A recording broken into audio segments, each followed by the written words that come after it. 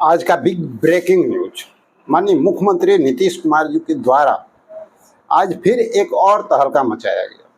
10,327 नए पद सृजन किए गए। नए पद आप समझ सकते हैं, बिल्कुल। और इससे भी ज्यादा नया पद अभी आने वाला है। याद कीजिए वो घड़ी जब हम लोग चर्चा करते थे संविदा कर्मियों की और बात करते थे मानदेय वृद्धि की शुरुआत की गई थी। और मानदेय वृद्धि का शुरुआत होने के बाद हमने कहा था आप लोगों को कि अब वो वक्त आ रहा है जिसमें कुछ नया एफर्ट्स देखने को मिलेगा। सरकार के द्वारा कुछ ऐसा किया जाएगा जिससे आम जनता तक ये आवाज पहुंचे और लोगों का समर्थन मिल सके। वो काम भी किया गया। और ठीक उसके बाद याद कीजिए, बार बार ये इंडिकेशन आप लोगों को हम दे रहे हैं कि हर चीज का जो समय सीमा है ना, वो तय किया गया है। पहले मानदेय वृद्धि, फिर धीरे धीरे आगे बढ़ते हुए अब नए पद का सृजन।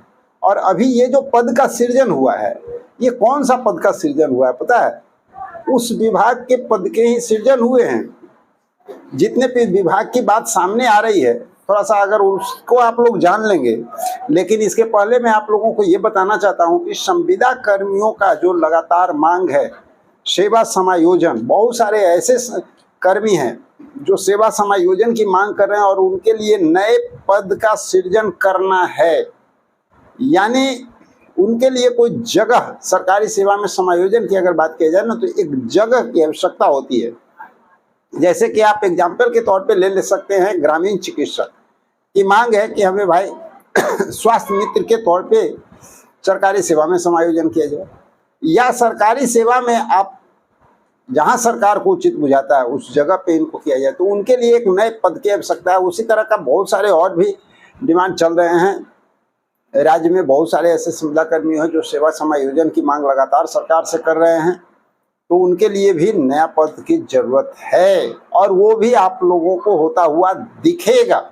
अभी दिखा नहीं है, लेकिन पहले थोड़ा सा इसको जान लेते हैं तो संविदा कर्मी पे और भी कुछ महत्वपूर्ण बात जो होने वाली है उस घटना पे हम लोग जो है चर्चा करेंगे। लेकिन पहले जान लीजिए कि आखिर कौन से नए पद आए हैं और आपका जो उम्मीद है वो कितना खरा उतर रहा है। आप लोग को इससे क्या बेनिफिट मिलने जा रहा है? अगर आपको नहीं मिलने जा रहा है तो आपका समय कब आ रहा है? थोड़ा गौर कीजिएगा यहाँ पर। तो देखिए, परिवहन, वन एवं जलवायु परिवर्तन, इस विभाग में जो है बहुत सारे नए नए पद का सृजन किया गया है। नए नए पद की बात हम कर रहे हैं, ऑलरेडी जो पद है उसकी बात नहीं कर रहे हैं। नए पद का सृजन किया गया है, ठीक है, जिसमें बहुत सारा पद है।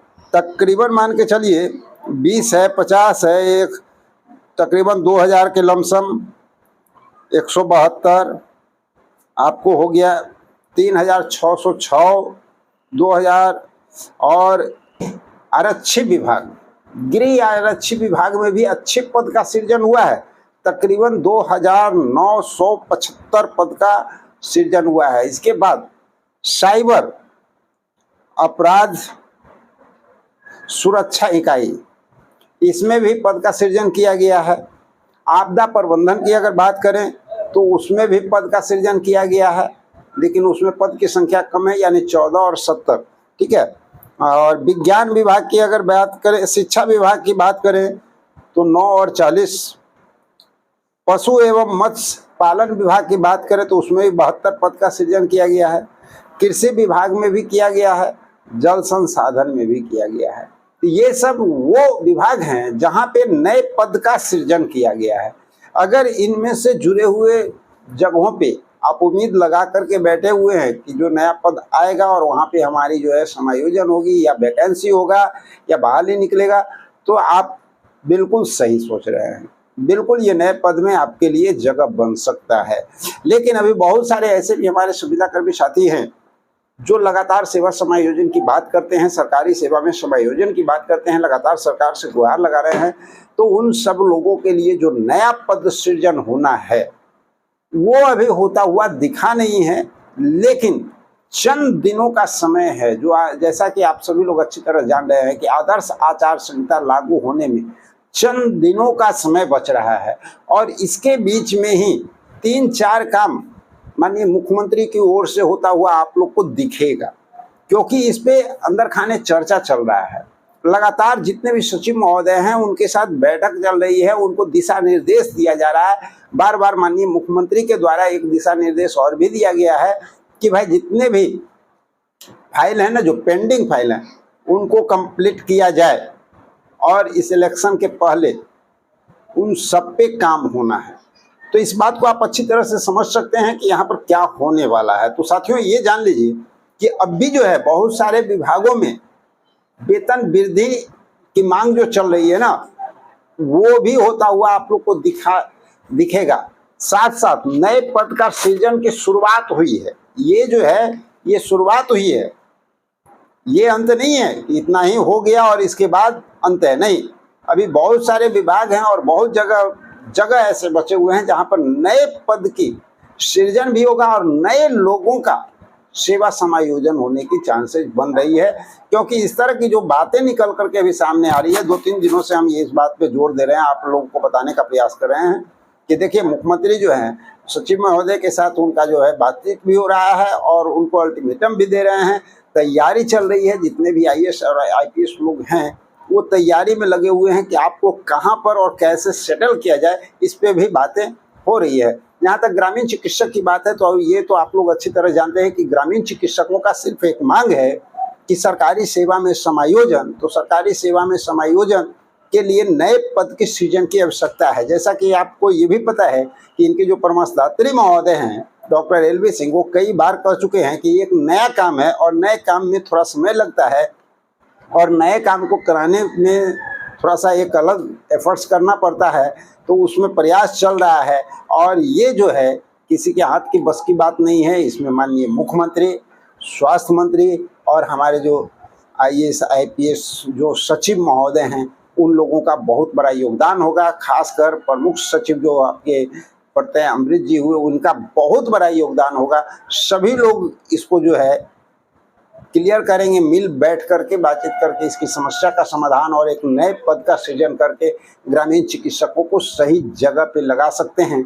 और इसमें तो वास्तव में थोड़ा सा कठिनाई है, परेशानी है, लेकिन इसमें अगर लगे हुए हैं, देखिए यहाँ एक बात है, अगर जो आपके नेतृत्वकर्ता हैं वो इसमें लगे हुए हैं, तो तय मान लीजिए कि आपका काम भी मिनटों में होता हुआ दिखेगा।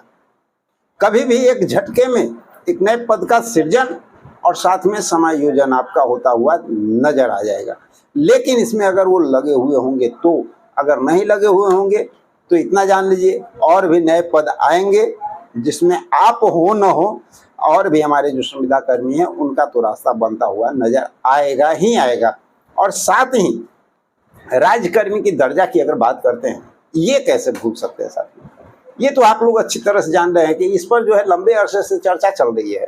और इसके पहले भी काफ़ी शिक्षक जो हमारे हैं उन लोगों को राज्यकर्मी का दर्जा दिया गया, यानी उनका जो है एक छोटा मोटा एग्जामिनेशन लेने के बाद उनको राज्यकर्मी का दर्जा दिया गया, समान काम का समान वेतन दिया गया।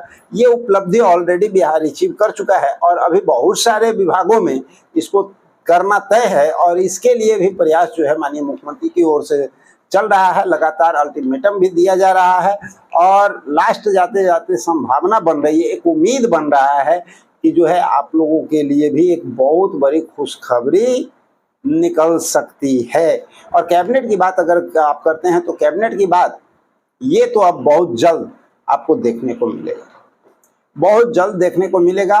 और कैबिनेट यूँ माना जाए कि संविदा कर्मियों के लिए कहीं ना कहीं एक शुभ संकेत के तौर पे लेकर के आने वाला है। तो चलिए मिलते हैं एक और ज़बरदस्त जानकारी के साथ अगले वीडियो में। जब तक के लिए जय हिंद।